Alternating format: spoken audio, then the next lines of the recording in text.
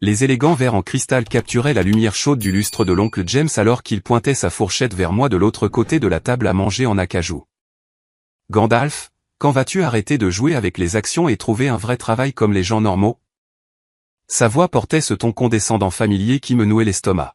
« Laisse l'investissement aux professionnels qui savent vraiment ce qu'ils font. » 23 membres de la famille étaient assis autour de nous, leur conversation s'estompant progressivement alors qu'ils se tournaient pour assister à cette humiliation annuelle de Noël. J'ai gardé un visage neutre, continuant à déballer le cadeau en forme de cravate que j'avais entre les mains, tandis que mon téléphone vibrait avec insistance contre ma jambe. L'identifiant de l'appelant affichait Patricia Williams, directrice financière.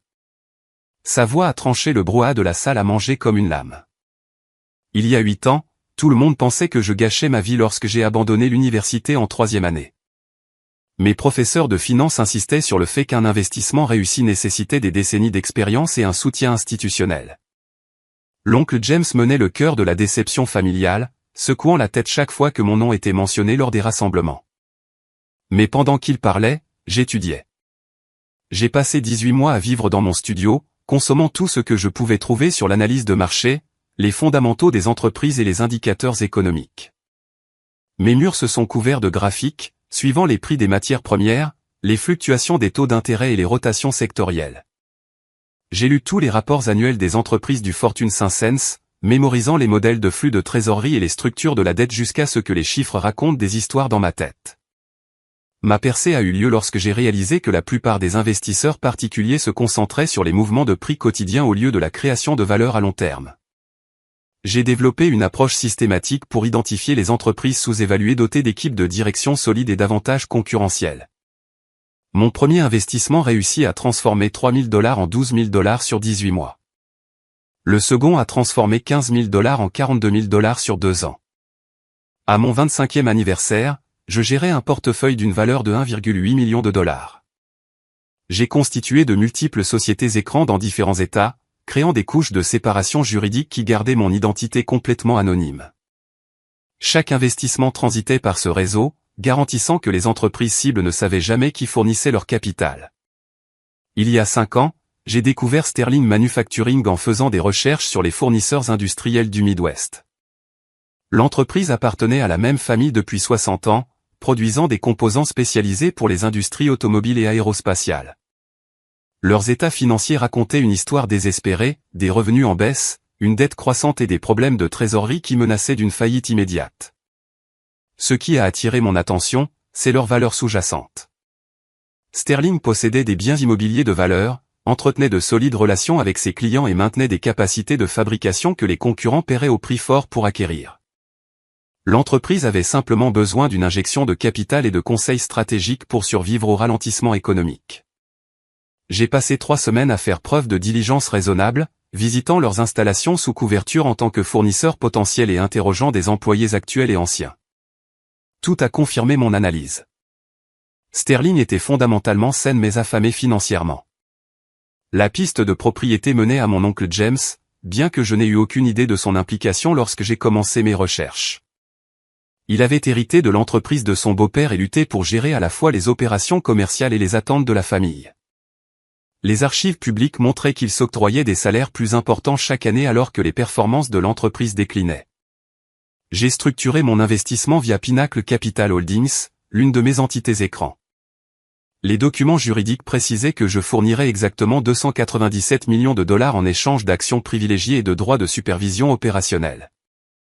L'oncle James conserverait un contrôle nominal tandis que mes représentants s'occuperaient de la prise de décision stratégique. La transformation a été immédiate. Nous avons modernisé l'équipement de fabrication, rationalisé les processus de production et nous nous sommes développés sur les marchés émergents. En moins de 2 ans, Sterling était redevenu rentable. Dès la 4e année, ils étaient leaders du secteur dans 3 catégories de produits distinctes.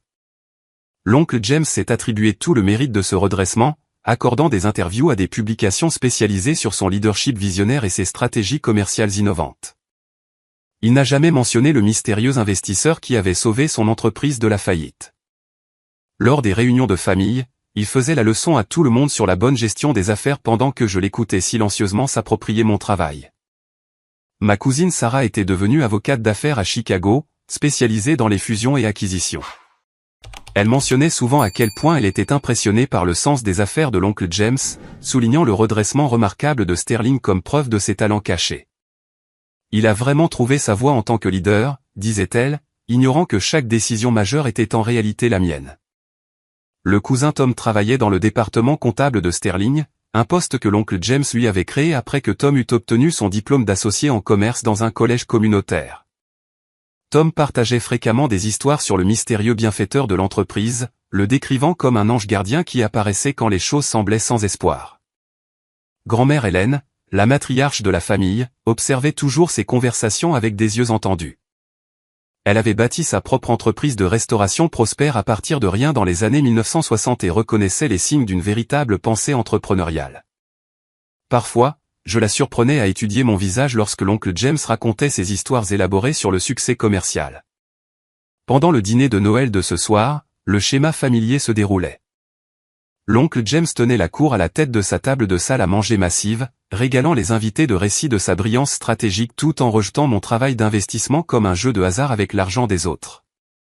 L'ironie était étouffante. Mon téléphone vibra de nouveau. Patricia Williams rappelait, la voix tendue par l'urgence.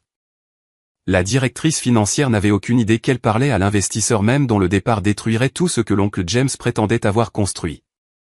L'oncle James s'excusa de la salle à manger, affirmant qu'il devait s'occuper d'affaires urgentes qui ne pouvaient pas attendre la fin de Noël.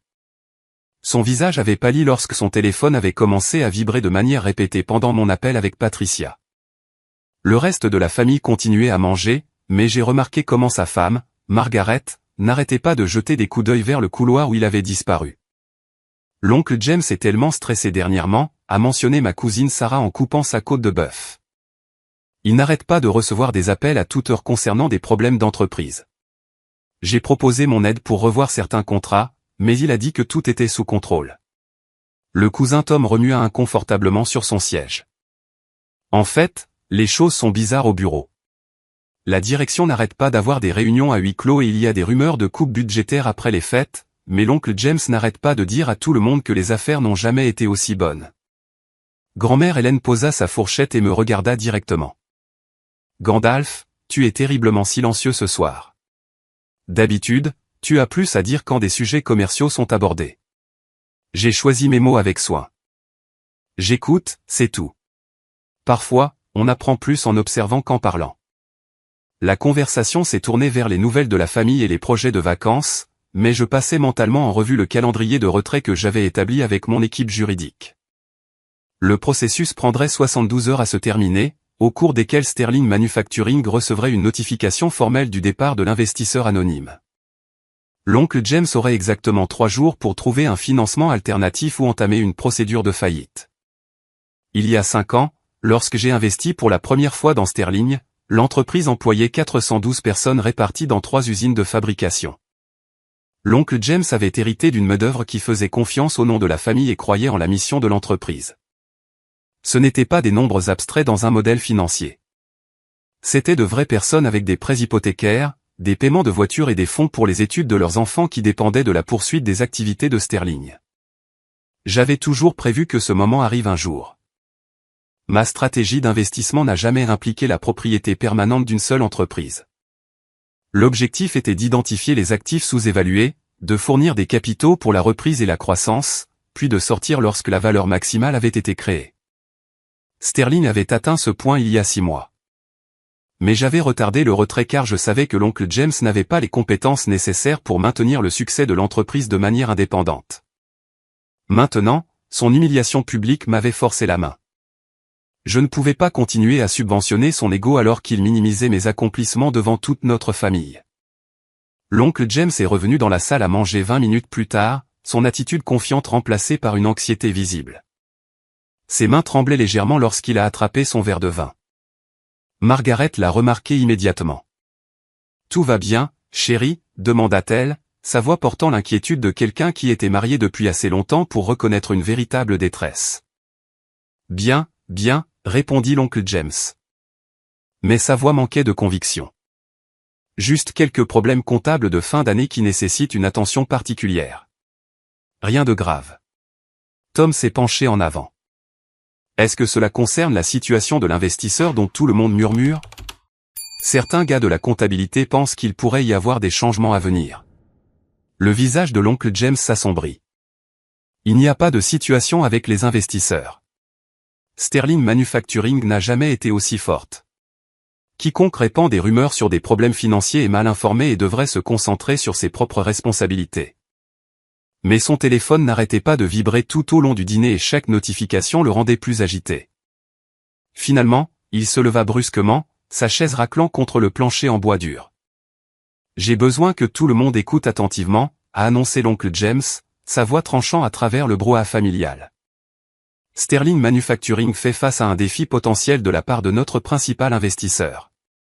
Cet investisseur est avec nous depuis plusieurs années, fournissant un soutien financier crucial pendant notre phase de croissance.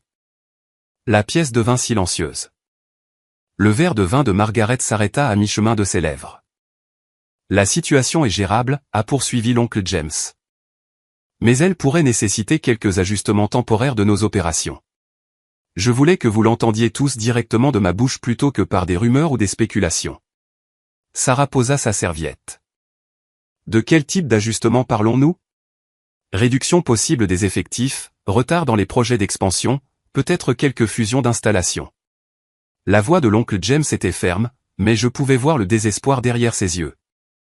Tom, ton poste est en sécurité, mais certains de tes collègues pourraient être touchés. Grand-mère Hélène a pris la parole dans le silence qui a suivi. De combien d'argent parlons-nous? L'oncle James hésita avant de répondre. L'investisseur a contribué pour environ 300 millions de dollars au cours des 5 dernières années. S'il se retire complètement, nous devrions trouver un financement alternatif très rapidement. Le chiffre planait dans l'air comme la fumée d'un incendie de maison. 300 millions de dollars, c'était plus d'argent que la plupart des membres de notre famille n'enverraient en 10 vies. La réalisation que le succès de Sterling dépendait entièrement de ce mystérieux bienfaiteur a brisé le récit soigneusement construit par l'oncle James sur son génie des affaires. « As-tu des plans de secours » a demandé Sarah, sa formation juridique prenant le dessus. D'autres investisseurs, des options de financement relais? L'oncle James secoua lentement la tête. J'ai travaillé au développement de relations avec des investisseurs institutionnels, mais rien de concret pour le moment. Le délai pourrait être difficile. Le visage de Tom était devenu blanc. Oncle James, ma femme est enceinte de 7 mois. Si l'entreprise doit licencier des gens. J'ai dit, ton emploi est en sécurité. L'oncle James a aboyé, puis a immédiatement adouci son ton. Nous n'en sommes pas encore là. J'explore toutes les options. Mais je pouvais voir dans ses yeux qu'il mentait. Il n'y avait pas d'autres options car il n'y en avait jamais eu. Pendant 5 ans, l'oncle James avait vécu dans un fantasme où son sens naturel des affaires avait transformé une entreprise défaillante en un leader du secteur. La vérité était que chaque succès, chaque expansion, chaque innovation avait été financée par mon capital et guidée par ma stratégie. Maintenant, la réalité s'effondrait autour de lui, et il comprenait enfin ce que j'avais toujours su. Il n'était pas le génie des affaires qu'il prétendait être. Après le dîner, pendant que la famille se réunissait dans le salon pour l'échange de cadeaux et les films de vacances, je me suis retiré dans le bureau à domicile de l'oncle James pour passer quelques appels privés. La pièce lambrissée d'acajou était remplie de récompenses et de photographies célébrant les récentes réalisations de Sterling Manufacturing. Chaque plaque sur le mur représentait un succès que l'oncle James avait revendiqué tandis que mes contributions réelles restaient invisibles. Mon premier appel fut pour Marcus Chen, mon principal conseiller financier et l'architecte de la structure de la société Écran qui avait gardé mon identité cachée.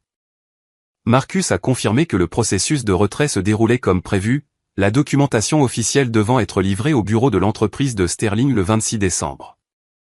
Le timing est malheureux, a noté Marcus. Ils recevront la notification pendant la fermeture des fêtes, ce qui signifie qu'ils n'auront pas accès aux services bancaires ou à un conseiller juridique avant le 2 janvier. Cela raccourcit considérablement leur fenêtre de réponse. Mon deuxième appel a été pour Jennifer Park, la détective privée que j'avais engagée pour effectuer une diligence raisonnable continue sur les opérations de Sterling. Ce qu'elle m'a dit m'a retourné l'estomac. Ton oncle a traité les fonds de l'entreprise comme son compte courant personnel, a rapporté Jennifer. Au cours des 18 derniers mois, il a imputé environ 1,4 million de dollars de dépenses personnelles au compte de l'entreprise. Le manoir dans lequel tu es assis en ce moment a été acheté à l'aide d'un prêt de l'entreprise qui n'a jamais été remboursé. Elle a détaillé un modèle d'inconduite financière qui allait bien au-delà d'un mauvais jugement. L'oncle James avait systématiquement vidé les réserves de trésorerie de Sterling pour financer un style de vie qu'il ne pouvait pas se permettre avec son salaire légitime. Les cartes de crédit de l'entreprise payaient des vacances de luxe, des voitures chères et même la vaste collection de bijoux de Margaret. Le conseil d'administration est complètement dans l'ignorance, a poursuivi Jennifer. La structure de ta société écran lui a donné un contrôle autonome sur les opérations quotidiennes, et il a déposé des notes de frais frauduleuses pour brouiller les pistes. J'ai raccroché et j'ai fixé les photographies de famille couvrant le bureau de l'oncle James. Les photos des pique-niques d'entreprise, des fêtes de départ à la retraite et des célébrations de fin d'année montraient des centaines d'employés de Sterling qui n'avaient aucune idée que leurs emplois dépendaient des caprices d'un homme qui volait sur leur chèque de paie. Grand-mère Hélène est apparue dans l'embrasure de la porte, portant 2 tasses de café. J'ai pensé que tu pourrais avoir besoin de caféine. Tu as l'air de quelqu'un qui traite des informations difficiles. Elle s'est installée dans le fauteuil en cuir en face du bureau de l'oncle James, étudiant mon visage avec la même intelligence perceptive qui avait bâti son empire de la restauration à partir d'un seul camion de nourriture. « Depuis combien de temps le sais-tu » demanda-t-elle doucement. « Savoir quoi ? Ne m'insulte pas, Gandalf. Je t'ai observé lors de ces réunions de famille pendant des années. Tu ne réagis jamais aux histoires de James comme le ferait quelqu'un s'il entendait parler de stratégie commerciale pour la première fois. Tu réagis comme quelqu'un qui connaît déjà les détails parce que tu les as vécus toi-même. » J'ai siroté mon café, réfléchissant à ce qu'il fallait révéler. Grand-mère Hélène avait toujours été la boussole morale de la famille, la personne vers laquelle tout le monde se tournait lorsque des décisions difficiles devaient être prises. Si quelqu'un méritait la vérité, c'est bien elle. Sterling Manufacturing aurait déposé son bilan il y a 5 ans sans intervention extérieure, ai-je dit prudemment. L'oncle James a hérité d'une entreprise qui croulait sous les dettes et perdait des parts de marché au profit de concurrents plus efficaces, et quelqu'un a fourni le capital pour redresser la situation. Elle a continué, ses yeux ne quittant jamais mon visage. Quelqu'un qui comprenait assez bien l'entreprise pour prendre exactement les bonnes décisions stratégiques. L'investissement a été structuré de manière anonyme pour protéger les 2 parties, ai-je répondu. Grand-mère Hélène a souri. Tu as toujours été le plus intelligent de cette famille. Même enfant, tu pouvais voir des modèles qui échappaient à tous les autres. Quand tu as abandonné l'université, je savais que tu avais un plan. James pensait que tu gâchais ta vie, mais je voyais que tu construisais quelque chose. Depuis le salon, on entendait le rire des enfants et les adultes discuter des mérites de divers films de Noël. Notre famille profitait de sa célébration de Noël pendant que les fondements de leur sécurité financière s'effondraient en temps réel. « Qu'est-ce qui va se passer maintenant » a demandé grand-mère Hélène. « Cela dépend de l'oncle James » ai-je répondu. Il peut soit reconnaître la réalité et accepter de l'aide, soit continuer à prétendre être ce qu'il n'est pas jusqu'à ce que tout s'effondre. Elle a hoché la tête lentement. L'orgueil a toujours été la faiblesse de James. Son beau-père a bâti Sterling grâce à des décennies de planification minutieuse et de gestion prudente. James a hérité du succès et s'est convaincu qu'il l'avait créé. Mon téléphone vibra avec un autre message urgent de Patricia Williams. La directrice financière de Sterling découvrait l'étendue de la mauvaise gestion financière de l'oncle James alors qu'elle préparait la documentation pour le retrait de l'investisseur. La piste d'audit révélait des dépenses qui ne pouvaient être justifiées par aucun but commercial légitime. Quand j'ai rejoint la famille dans le salon, l'oncle James répondait à d'autres appels téléphoniques dans la cuisine. Je pouvais entendre des bribes de conversation alors qu'il suppliait divers contacts d'affaires, décrivant la situation de Sterling en termes de plus en plus désespérés. Aucun d'eux n'offrait le type de financement immédiat qui pourrait empêcher un désastre. Tom s'est approché de moi pendant un moment de calme, le visage plissé d'inquiétude. « Gandalf, je peux te demander quelque chose en privé. » Nous sommes sortis sur le patio arrière où le froid de décembre offrait de l'intimité par rapport au reste de la famille.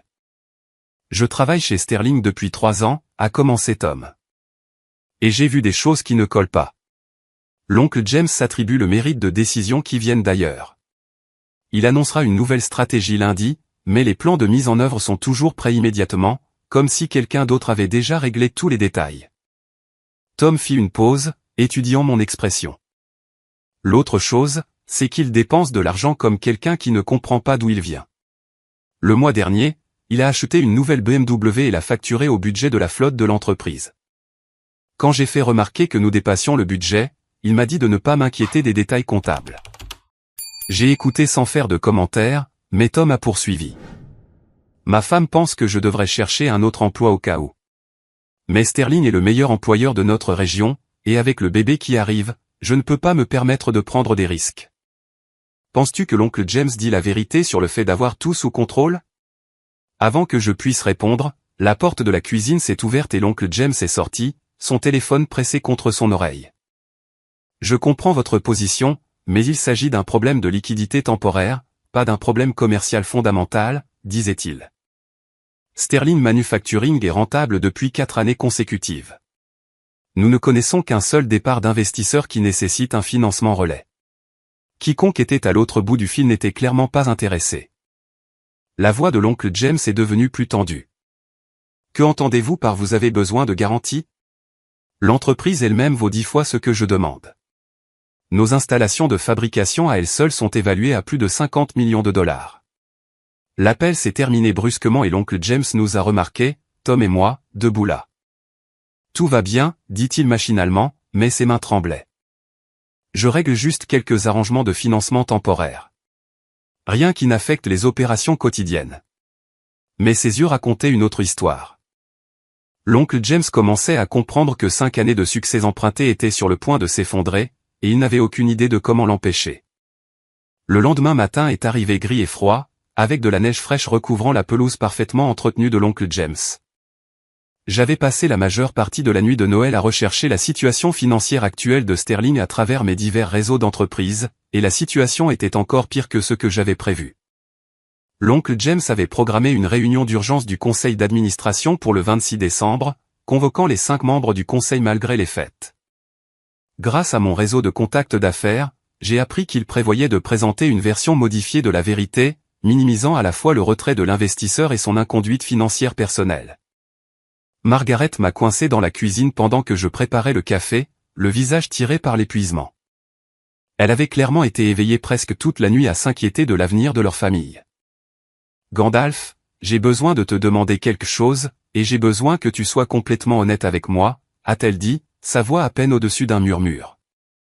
Penses-tu que James a de vrais problèmes? J'ai mesuré mes mots avec soin. Qu'est-ce qui te fait penser qu'il pourrait y avoir un problème? La nuit dernière, après que tout le monde soit allé se coucher, je l'ai trouvé dans son bureau en train de fouiller des documents financiers. Il additionnait des chiffres sur une calculatrice et quand il m'a vu, il a rapidement tout rangé. James ne me cache jamais d'informations commerciales à moins que quelque chose n'aille vraiment mal. Margaret s'est versé une tasse de café d'une main tremblante. Cette maison, nos voitures, l'adhésion au country club, tout cela dépend du succès de Sterling. Si l'entreprise fait faillite, nous perdons tout. Nous avons moins de 30 000 $ d'économie personnelle parce que James a toujours dit que l'entreprise était notre plan de retraite. La porte de la cuisine s'ouvrit à la volée et l'oncle James entra, ayant l'air de ne pas avoir dormi du tout. Son apparence d'ordinaire immaculée était négligée et ses yeux avaient le regard creux de quelqu'un confronté à un désastre inévitable. « Bonjour, dit-il, essayant son ton joyeux habituel, mais n'y parvenant pas. J'espère que tout le monde est prêt pour une autre journée en famille. Nous avons la réunion du conseil d'administration cet après-midi, mais cela ne devrait pas interférer avec notre célébration des fêtes. » Margaret a étudié le visage de son mari. « James, il est peut-être temps de dire à tout le monde toute la vérité sur ce qui se passe. La famille mérite de savoir si leurs emplois et leur sécurité financière sont menacés. » « Il n'y a aucun risque, a répondu l'oncle James. Mais sa voix manquait de conviction. « J'ai déjà traversé des périodes difficiles. C'est juste un autre défi commercial qui nécessite une réflexion stratégique. » Tom est apparu dans l'embrasure de la porte, portant toujours ses vêtements d'hier. « Oncle James, j'ai repensé à notre conversation de la nuit dernière. Si Sterling a vraiment des problèmes, je devrais peut-être commencer à chercher des options de secours. Je ne peux pas me permettre d'être au chômage avec un bébé qui arrive. » La façade de l'oncle James s'est finalement fissurée. « Bon sang, Tom. Je t'ai dit que ton emploi est en sécurité.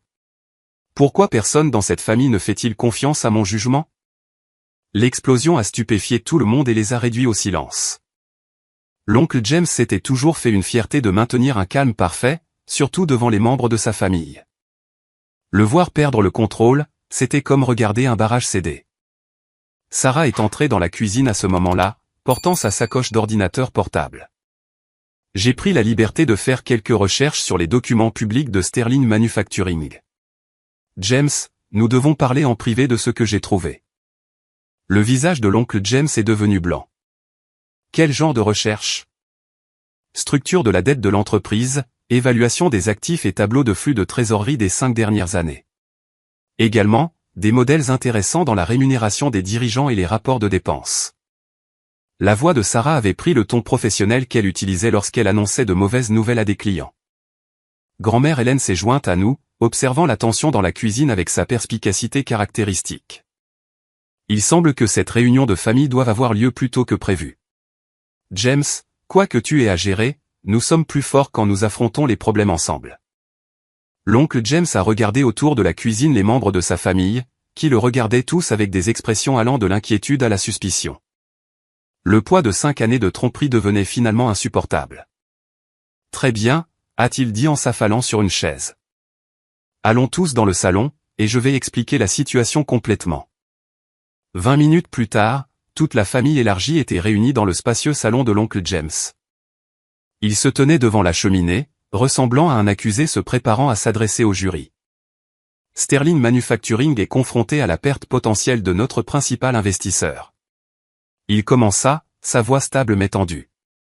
Cet investisseur a fourni environ 300 millions de dollars de capital au cours des 5 dernières années, et il a décidé de retirer son financement. Des murmures choqués ont parcouru la pièce. 300 millions de dollars représentaient une somme d'argent presque incompréhensible pour la plupart des membres de la famille. Sarah s'est penchée en avant. Qui est cet investisseur, et pourquoi se retire-t-il maintenant? L'investissement a été structuré de manière anonyme via des sociétés écrans, a répondu l'oncle James. Je ne connais pas l'identité de l'investisseur et il n'a jamais fourni de raison pour sa décision. Le processus de retrait est déjà en cours. Tom a levé la main comme s'il était de retour à l'école. Qu'est-ce que cela signifie pour les employés de l'entreprise? L'oncle James a hésité avant de répondre. Nous devrions mettre en œuvre d'importantes réductions de coûts immédiatement, réduction des effectifs, fermeture d'installations, peut-être la revente d'actifs précieux pour maintenir les opérations de base. Margaret a pris la parole pour la première fois. James, parlez-leur des dépenses personnelles. La pièce est devenue complètement silencieuse. L'oncle James a lancé à sa femme un regard qui aurait pu faire fondre de l'acier. Quelles dépenses personnelles, a demandé Sarah, son instinct d'avocate s'engageant. La voix de Margaret était à peine audible. James a utilisé les fonds de l'entreprise pour certains de nos achats personnels. Cette maison, nos voitures, diverses autres dépenses. Il a toujours dit qu'il s'agissait d'un arrangement de prêt temporaire. La révélation a frappé la famille comme un coup physique. L'oncle James n'avait pas seulement mal géré leur avenir financier, il avait volé pour maintenir son style de vie. La voix de grand-mère Hélène a tranché le silence. De combien d'argent parlons-nous? L'oncle James ne pouvait pas soutenir son regard. Environ 1,4 million de dollars au cours des 18 derniers mois, mais cela a toujours été conçu comme un prêt sur les futurs bénéfices. Sarah s'est levée brusquement. James, c'est du détournement de fonds. Si Sterling fait faillite et que les créanciers commencent à auditer les comptes, tu pourrais faire face à des accusations criminelles. La famille a éclaté en conversations animées alors que chacun essayait d'assimiler l'ampleur de la crise. L'oncle James n'avait pas seulement détruit leur sécurité financière, il avait potentiellement commis des crimes qui pourraient l'envoyer en prison. Tom avait l'air de vouloir vomir. Oncle James, si l'entreprise s'effondre et que les enquêteurs trouvent des preuves de malversation financière, cela n'affectera-t-il pas tous ceux qui y travaillaient? Nos réputations, notre capacité à trouver d'autres emplois. L'oncle James a finalement perdu son sang-froid complètement. Je n'ai jamais voulu que tout cela arrive. Sterling était censée se redresser d'elle-même après l'investissement initial. Je pensais pouvoir tout rembourser avant que quiconque ne le remarque. La voix de grand-mère Hélène était aussi froide que l'air hivernal.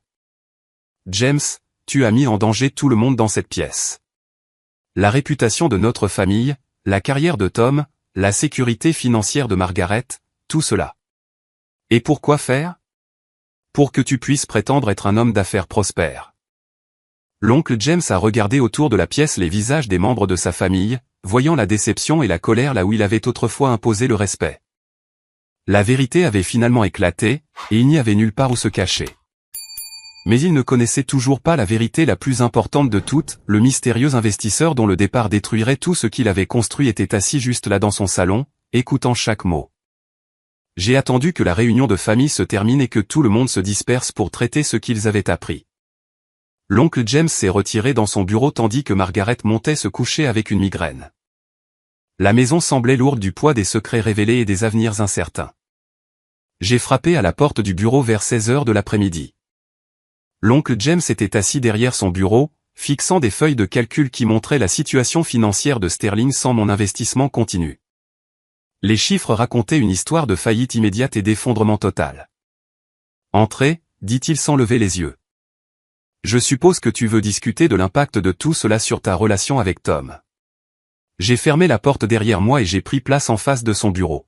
« En fait, je veux discuter de l'impact de tout cela sur ta relation avec moi. » L'oncle James a finalement levé les yeux, la confusion remplaçant le désespoir sur son visage. « Je ne comprends pas. » J'ai fouillé dans ma veste et j'ai sorti un dossier contenant les documents que j'avais préparés des mois plus tôt en prévision de ce moment.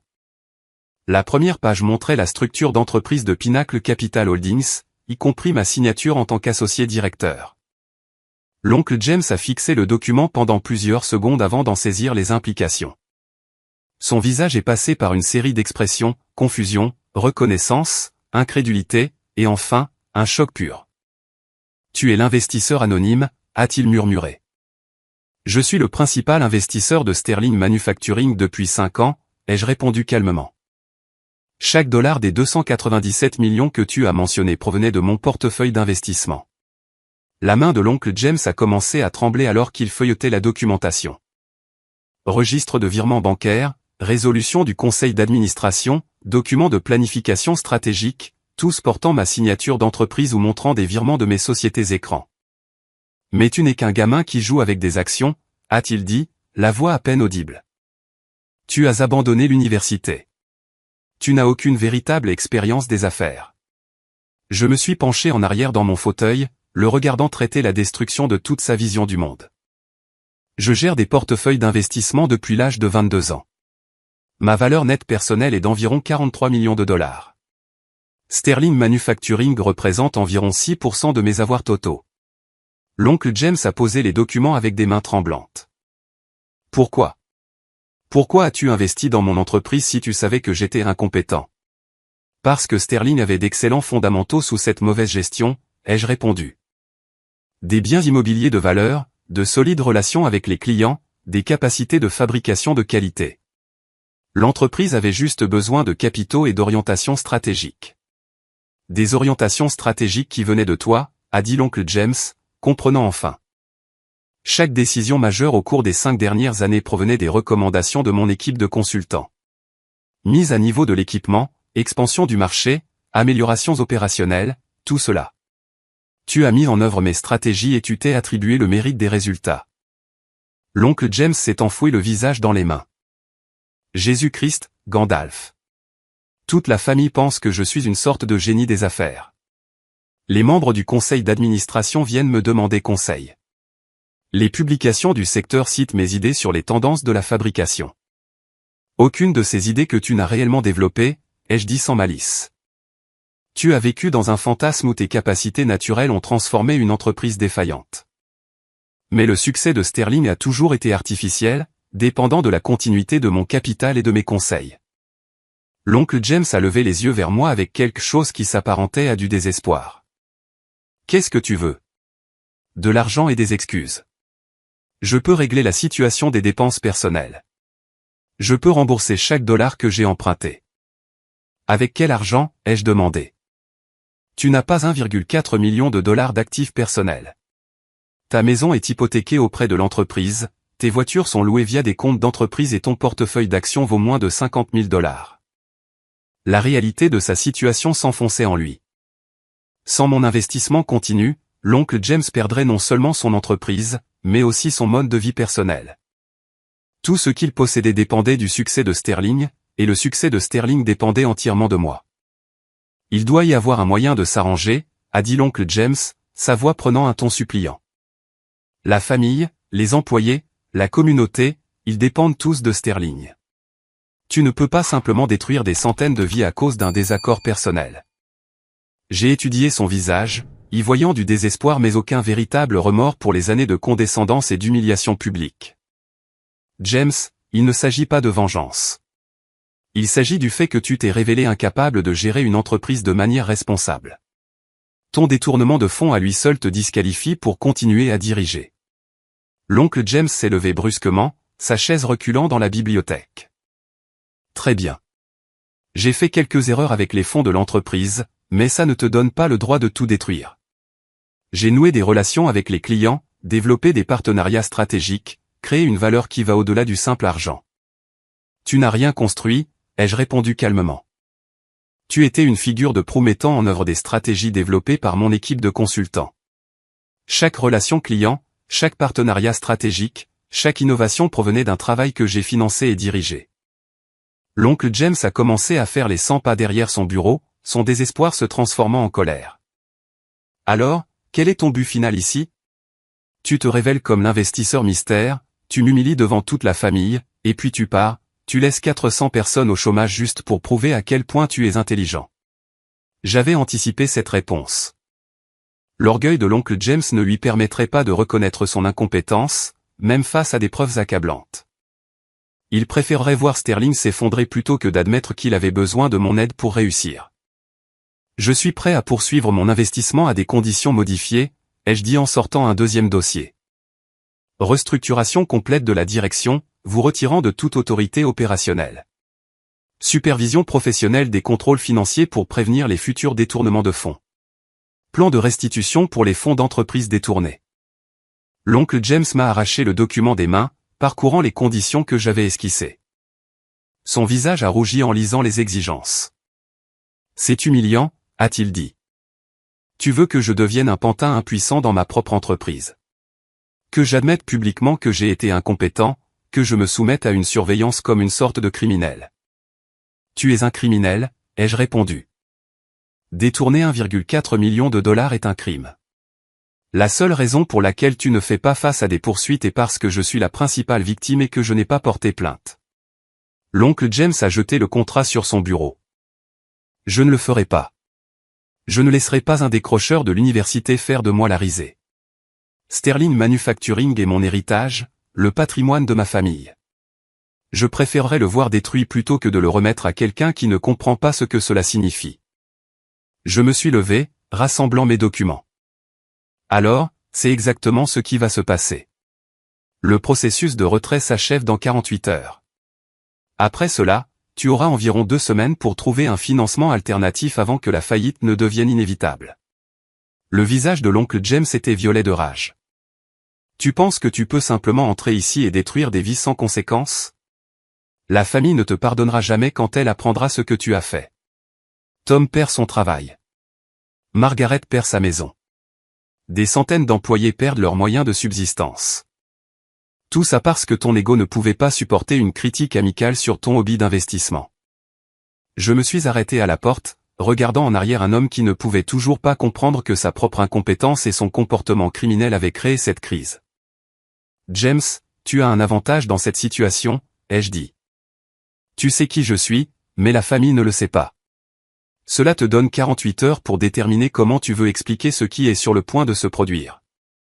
Je l'ai laissé assis seul dans son bureau, entouré de récompenses et de photographies célébrant un succès qui n'avait jamais vraiment été le sien. La vérité avait finalement éclaté entre nous, mais l'oncle James avait encore une dernière carte à jouer. La question était de savoir si sa fierté lui permettrait de détruire le respect de toute la famille à mon égard plutôt que d'accepter la responsabilité de ses propres échecs. J'aurais dû anticiper que l'oncle James choisirait la destruction plutôt que l'humilité. Lorsque la famille s'est réunie pour le dîner ce soir-là, son attitude avait complètement changé. Fini l'homme désespéré et suppliant de notre conversation privée. À sa place se trouvait quelqu'un qui avait trouvé une nouvelle source de confiance et se préparait à l'utiliser. J'ai besoin de l'attention de tout le monde, a annoncé l'oncle James pendant que Margaret servait un dessert. j'ai découvert des informations importantes sur la situation de Sterling qui changent tout. Sarah a levé les yeux de sa tarte aux pommes. As-tu trouvé un financement alternatif? Mieux que ça, a répondu l'oncle James, sa voix portant un ton vindicatif qui m'a noué l'estomac. J'ai découvert l'identité de notre mystérieux investisseur. La pièce est devenue silencieuse. Tom a posé sa fourchette et s'est penché en avant, plein d'attente. L'oncle James a souri, mais il n'y avait aucune chaleur dans ce sourire. La personne qui finance Sterling Manufacturing depuis 5 ans, la personne qui retire maintenant son soutien et risque de détruire 400 emplois est assise juste ici à cette table. Toutes les têtes se sont tournées pour regarder autour de la pièce, les membres de la famille étudiant les visages des uns et des autres à la recherche de signes de richesse cachée et de tromperie. C'est Gandalf, a dit l'oncle James en pointant directement vers moi. Un membre de notre propre famille a manipulé secrètement mon entreprise, s'attribuant le mérite des décisions commerciales, et retire maintenant son soutien par pure malveillance. L'accusation a frappé la famille comme une bombe. Le silence choqué a cédé la place à des murmures confus alors que chacun essayait de digérer cette révélation. Grand-mère Hélène a été la première à parler. Est-ce vrai? J'avais espéré révéler la vérité dans d'autres circonstances, mais l'oncle James m'y avait forcé. Oui, je suis l'investisseur anonyme de Sterling Manufacturing. La pièce a éclaté dans le chaos. Tom avait l'air d'avoir été giflé. Margaret a commencé à pleurer. Sarah a immédiatement sorti son téléphone, vraisemblablement pour rechercher les implications juridiques. L'oncle James s'est levé, sa voix s'élevant au-dessus de l'agitation familiale. Pendant 5 ans, ce petit magouilleur manipulateur a contrôlé mon entreprise dans l'ombre. Chaque décision commerciale, chaque choix stratégique, chaque succès que nous avons célébré était en réalité son œuvre. Et maintenant, parce que j'ai blessé ses sentiments lors du dîner de Noël, il a décidé de tout détruire par vengeance. Ce n'est pas vrai, ai-je dit calmement. Mais l'oncle James n'avait pas fini. Il m'a laissé croire que je dirigeais ma propre entreprise pendant qu'il tirait les ficelles comme une sorte de marionnettiste. Il m'a regardé donner des interviews à des publications spécialisées, accepter des prix de l'industrie et me bâtir une réputation basée sur son travail. Et il a apprécié chaque minute, parce que ça nourrissait son ego de savoir quelque chose que le reste d'entre nous ignorait. Le visage de Tom était devenu blanc. Gandalf, c'est pour ça que tu n'as jamais eu l'air surpris par les histoires de l'oncle James sur les affaires? Tu savais déjà tout parce que tu prenais toi-même les décisions. L'oncle James a saisi la réaction de Tom. Exactement. Il est assis à ses dîners de famille depuis des années, nous écoutant louer des réalisations qui étaient en réalité les siennes, nous laissant croire à une version de la réalité qui était complètement fausse. Et pendant tout ce temps, il planifiait ce moment où il pourrait lever le rideau et nous humilier tous. Margaret a regardé entre son mari et moi, le visage baigné de larmes. Gandalf, si tu as soutenu l'entreprise tout ce temps, pourquoi t'arrêtes-tu maintenant? Ne te soucies-tu pas de ce qui arrive aux employés? Avant que je puisse répondre, l'oncle James a sauté sur l'occasion avec sa version déformée des événements, parce qu'il est arrogant et vindicatif. Il ne supporte pas le fait que quelqu'un l'ait interpellé sur le fait de jouer avec des actions au lieu de trouver un vrai travail. Alors, il a décidé de punir toute la famille en détruisant Sterling Manufacturing. Sarah avait été silencieuse pendant l'attaque de l'oncle James, mais maintenant elle a levé les yeux de son téléphone avec une expression différente. La confiance de l'oncle James a légèrement vacillé. C'était des prêts sur les bénéfices futurs de l'entreprise. Une compensation légitime pour mes services de gestion. Un détournement de fonds, a corrigé Sarah fermement. Tu as pris de l'argent qui appartenait à l'investisseur de l'entreprise sans autorisation. C'est un crime, quelles que soient tes intentions. Grand-mère Hélène avait écouté tout cela avec une compréhension croissante. James, laisse-moi voir si j'ai bien compris. Gandalf a investi son propre argent pour sauver ton entreprise de la faillite. Tu t'es attribué le mérite du succès que son investissement a rendu possible. Ensuite, tu as volé plus d'1 million de dollars de son argent pour des dépenses personnelles. Et maintenant, tu es en colère parce qu'il a choisi de ne plus financer ton incompétence et ton comportement criminel. Le visage de l'oncle James a rougi. Il a manipulé toute la famille. Il nous a fait croire à un mensonge pendant 5 ans pendant qu'il contrôlait tout secrètement. Ce n'est pas un comportement normal. C'est l'action de quelqu'un ayant de graves problèmes psychologiques. Tom avait traité tout cela en silence, mais maintenant il m'a regardé directement. Gandalf, j'ai besoin que tu expliques cela de ton point de vue. Parce que là, tout de suite, on dirait que tu as délibérément trompé toute notre famille tout en jouant avec nos moyens de subsistance. Je me suis levé, sachant que ce moment déterminerait comment la famille me verrait pour le reste de nos vies. Il y a 5 ans, Sterling Manufacturing était à 2 mois de la faillite. James avait hérité d'une entreprise rentable et l'avait conduite à la ruine par une mauvaise gestion et des dépenses personnelles excessives.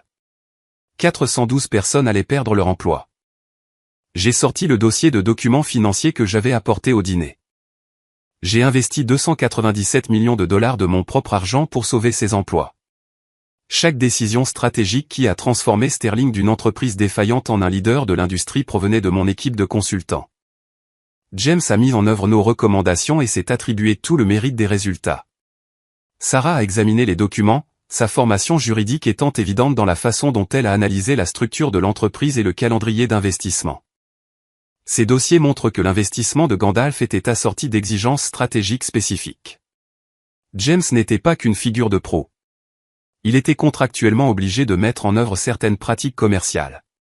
L'oncle James s'est moqué. Alors il admet avoir manipulé mes prises de décision pendant 5 ans. Il admet avoir sauvé ton entreprise et 400 emplois, a corrigé sèchement grand-mère Hélène.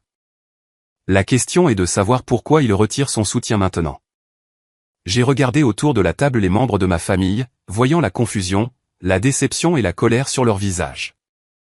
Parce que James a détourné les fonds de l'entreprise pour maintenir un style de vie qu'il ne peut pas se permettre. Parce qu'il a menti aux investisseurs, aux employés et à la famille sur la véritable situation financière de l'entreprise. Et parce que son orgueil l'empêche d'accepter la surveillance d'une direction professionnelle nécessaire pour prévenir de futures fautes. Tom s'est penché en avant. De quel genre de surveillance parles-tu? J'ai sorti le contrat que j'avais proposé à l'oncle James plus tôt. Des contrôles financiers professionnels pour prévenir les détournements de fonds, une surveillance indépendante du conseil d'administration sur les décisions majeures, un plan de restitution des fonds mal utilisés. James conserverait un poste de direction mais perdrait le contrôle autonome sur les ressources de l'entreprise. L'oncle James a arraché le contrat des mains de Tom. Il veut m'humilier publiquement, me forcer à admettre mon incompétence devant les employés et les collègues du secteur, faire de moi un pantin impuissant dans ma propre entreprise. Sarah a lu attentivement les termes du contrat. En fait, cela semble raisonnable. Gandalf propose de poursuivre son investissement selon les pratiques standards de gouvernance d'entreprise.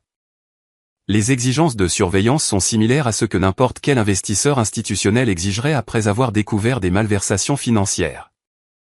Margaret essuya les larmes de son visage. James, nous devrions peut-être envisager cela si Gandalf est prêt à continuer à soutenir Sterling et si cela signifie que les employés gardent leur emploi. Absolument pas, a dit fermement l'oncle James.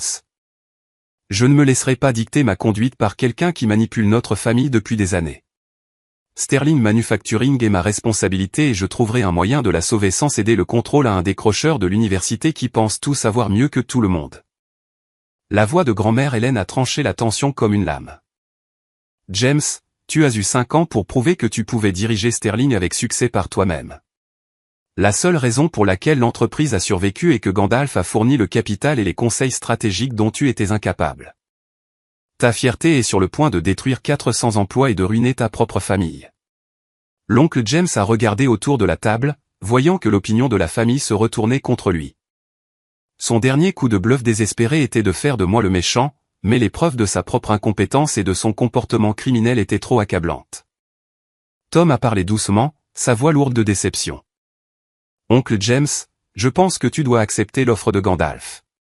Ma femme et moi ne pouvons pas nous permettre que Sterling s'effondre. S'il y a un moyen de sauver l'entreprise et les emplois, nous devons le saisir. L'oncle James a dévisagé son neveu, la personne dont il essayait soi-disant de protéger l'avenir. Alors, tu prends son parti contre moi. Je prends le parti de 400 familles qui ont besoin de leur salaire, a répondu Tom. Y compris la mienne. La réunion de famille s'est terminée avec l'oncle James quittant la salle à manger en trombe, nous laissant le soin de discuter des implications pratiques de ce qui avait été révélé. Mais je savais que la bataille n'était pas terminée. La fierté de l'oncle James ne lui permettrait pas d'accepter la défaite avec grâce, et il lui restait encore une dernière carte à jouer. Le lendemain matin a apporté la nouvelle que l'oncle James avait fait son choix. Au lieu d'accepter mon offre de continuer à financer Sterling sous surveillance professionnelle, il avait convoqué une conférence de presse d'urgence pour annoncer que l'entreprise fermait définitivement ses portes en raison de l'abandon de l'investisseur et de la trahison familiale. Debout devant la principale usine de fabrication de Sterling, l'oncle James a déclaré aux journalistes locaux qu'un membre de la famille non identifié avait retiré un soutien financier crucial pour des raisons personnelles, rendant la poursuite des opérations impossible. Il s'est présenté comme la victime d'un parent vindicatif qui valorisait son ego au-dessus du bien-être des employés. L'histoire a dominé les informations locales tout au long de la journée. Un mystérieux investisseur détruit une entreprise locale, titrait le journal du soir. L'oncle James avait réussi à détourner le blâme public de sa propre incompétence et de son comportement criminel, me dépeignant comme le méchant dans la destruction de Sterling. Mais l'oncle James avait sous-estimé à la fois mes ressources et ma détermination à protéger les employés qu'il utilisait comme pions dans sa bataille d'ego. Pendant qu'il donnait des interviews sur la trahison familiale, je mettais en œuvre un plan que j'avais développé des mois plus tôt en prévision de ce scénario exact. Le 28 décembre à midi, mon équipe juridique avait déposé les documents de constitution de Sterling Industries LLC, une nouvelle société structurée pour racheter les actifs de Sterling Manufacturing immédiatement en cas de faillite. Chaque pièce d'équipement, chaque relation client, chaque brevet et marque serait acquis et transféré à la nouvelle entité. Plus important encore, chaque employé de Sterling recevrait des lettres d'offres pour des postes identiques au sein de Sterling Industries, avec préservation intégrale de l'ancienneté, des avantages sociaux et des droits à la retraite. La transition se ferait en douceur pour tout le monde, à l'exception de l'oncle James, qui n'aurait plus aucun rôle dans les opérations de l'entreprise. Tom fut le premier membre de la famille que j'ai appelé pour annoncer la nouvelle. « Tu veux dire que tout le monde garde son emploi ?» a-t-il demandé, la voix pleine de soulagement. « Tout le monde sauf James », ai-je confirmé. La nouvelle entreprise sera dirigée par des cadres professionnels ayant une expérience dans la fabrication et les opérations. Fini le drame familial. Fini les malversations financières. Fini le leadership incompétent. Tom est resté silencieux pendant plusieurs secondes. Qu'en est-il de l'oncle James ? Cela va le détruire professionnellement. James s'est détruit lui-même professionnellement quand il a choisi la fierté plutôt que la responsabilité, ai-je répondu. Je lui ai donné la possibilité de rester impliqué sous une supervision appropriée. Il a choisi l'humiliation publique à la place. La nouvelle de Sterling Industries LLC s'est rapidement répandue dans la communauté. Les employés qui faisaient face au chômage ont soudainement retrouvé la sécurité de l'emploi. Les clients qui dépendaient des produits de Sterling pouvaient maintenir leurs relations d'approvisionnement. L'impact économique sur la communauté locale serait minime. L'oncle James, cependant, découvrait les conséquences de son dernier coup de bluff. Les collègues de l'industrie qui avaient respecté son sens apparent des affaires apprenaient maintenant l'existence du détournement de fonds, du retrait de l'investisseur et de la véritable histoire financière de l'entreprise. Sa réputation de dirigeant du secteur manufacturier s'évaporait en temps réel. Sarah m'a appelé cet après-midi-là pour discuter des implications juridiques de la situation de l'oncle James. Le bureau du procureur a reçu les documents financiers que tu as fournis, a-t-elle dit. Ils ouvrent une enquête formelle sur les allégations de détournement de fonds. James pourrait faire face à des accusations criminelles, peu importe ce qui arrive à Sterling. Margaret avait quitté le manoir, ne prenant que ses effets personnels et laissant derrière elle tout ce qui avait été acheté avec les fonds de l'entreprise. La maison serait vendue pour fournir une restitution partielle pour l'inconduite financière de l'oncle James. Elle logeait chez grand-mère Hélène en attendant de décider de ses prochaines étapes. J'aurais dû savoir que quelque chose n'allait pas, m'a dit Margaret lorsque nous avons parlé en privé. James n'a jamais été doué avec l'argent avant le redressement de Sterling. Soudainement, il achète des voitures chères et parle de stratégies d'investissement pour lesquelles il n'avait jamais montré d'intérêt auparavant. Je me suis convaincu qu'il avait appris de l'exemple de son beau-père.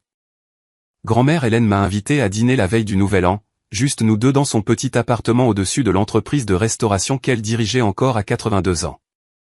Le contraste avec le manoir de l'oncle James était frappant, mais d'une certaine manière plus confortable. « Je suis fier de toi », a-t-elle dit alors que nous partagions un simple repas de soupe et de sandwich. Pas parce que tu es riche ou parce que tu as sauvé ses emplois, mais parce que tu as géré une situation impossible avec intégrité. Je m'étais demandé si j'avais fait les bons choix tout au long de cette épreuve. J'ai détruit la vie de l'oncle James, son mariage, sa carrière, sa réputation, tout ça. Grand-mère Hélène a secoué la tête. James a détruit sa propre vie par des années de mensonges, de vols et d'arrogance. Tu lui as donné de multiples occasions d'accepter la responsabilité et d'arranger les choses. Il a choisi l'orgueil au lieu de la rédemption à chaque fois. Elle avait raison, mais la victoire semblait creuse.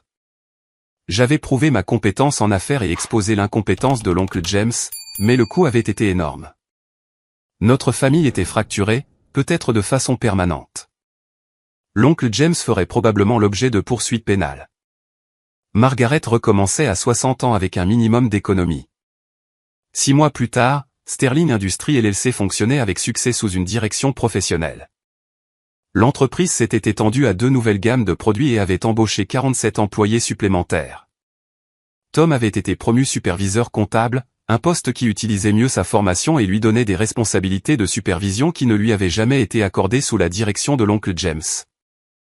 L'oncle James a plaidé coupable aux accusations de détournement de fonds en échange d'une peine réduite de 18 mois dans une prison fédérale.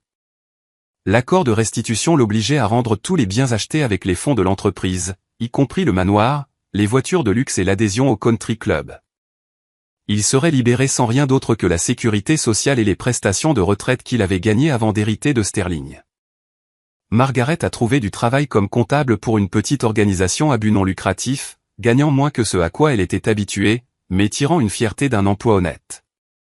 Elle avait demandé le divorce pendant le procès de l'oncle James, invoquant des différences irréconciliables et la découverte d'une tromperie financière qu'elle ne pourrait jamais pardonner. La famille a guéri progressivement, bien que les relations aient été modifiées de façon permanente. Tom et Sarah ont gardé un contact étroit avec moi, appréciant la façon dont j'avais protégé leur sécurité financière lorsque l'oncle James était prêt à les sacrifier pour son ego. Ils ont compris que ma tromperie initiale avait été nécessaire pour maintenir la structure d'investissement anonyme qui protégeait toutes les personnes impliquées. La leçon la plus importante que j'ai tirée de cette expérience est que la compétence sans humilité devient une arrogance dangereuse. L'oncle James possédait quelques compétences commerciales légitimes, mais son incapacité à reconnaître ses limites avait transformé des défauts mineurs en échecs catastrophiques. Le succès exige non seulement de l'intelligence et du travail acharné, mais aussi la sagesse de demander de l'aide lorsque l'on fait face à des défis dépassant ses capacités. J'ai aussi appris que la loyauté familiale a des limites. Soutenir le comportement destructeur de quelqu'un n'est pas de l'amour, c'est de l'encouragement. La vraie loyauté exige parfois des conversations difficiles et des choix difficiles qui protègent le bien commun au détriment de l'orgueil individuel. Sterling Industries continue de prospérer 5 ans plus tard. Employant désormais plus de 600 personnes réparties dans 4 installations, l'entreprise est devenue une étude de cas en matière de redressement d'entreprises réussies. Bien que la plupart des gens ne connaissent pas l'histoire complète de la façon dont elle est passée si près de la destruction totale. L'oncle James a été libéré de prison il y a 14 mois et travaille maintenant comme agent de sécurité de nuit dans un entrepôt à l'extérieur de la ville. Il ne s'est jamais excusé auprès de la famille ni n'a reconnu son rôle dans la création de la crise qui a détruit tant de relations. L'orgueil est peut-être une habitude plus difficile à perdre que je ne le pensais. Le fils de Tom est né fort et en bonne santé, nommé Michael d'après le grand-père qu'il ne rencontrera jamais, mais dont l'héritage de travail honnête et de dévouement familial se perpétue à travers son père. Tom me dit souvent que devenir parent l'a aidé à comprendre l'importance de construire quelque chose de durable plutôt que simplement impressionnant. Les dîners de Noël dans l'appartement de grand-mère Hélène sont plus petits maintenant, mais plus authentiques. Nous avons appris que le succès ne consiste pas à accumuler des richesses ou à impressionner les autres. Il s'agit de créer une valeur qui rend la vie des autres meilleure.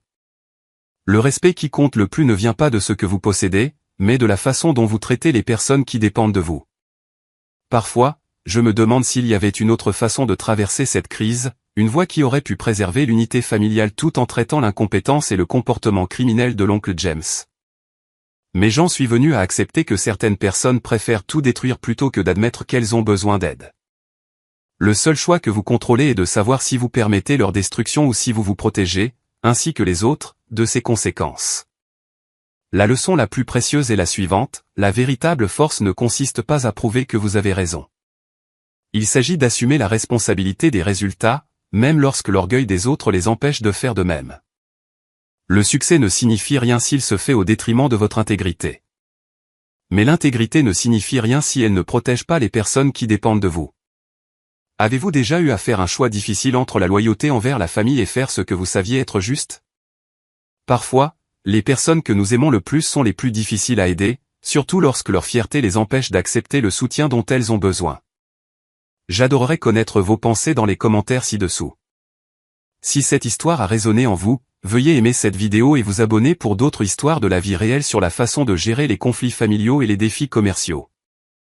Partagez-la avec quelqu'un qui pourrait bénéficier d'entendre parler de l'importance d'équilibrer les relations personnelles avec les responsabilités professionnelles. Merci d'avoir écouté mon histoire et j'espère qu'elle vous aidera à réfléchir à la différence entre soutenir le succès de quelqu'un et encourager ses choix destructeurs. N'oubliez pas que parfois la chose la plus affectueuse que vous puissiez faire est de refuser de participer à l'autodestruction de quelqu'un d'autre, même lorsqu'il ne peut pas comprendre votre décision.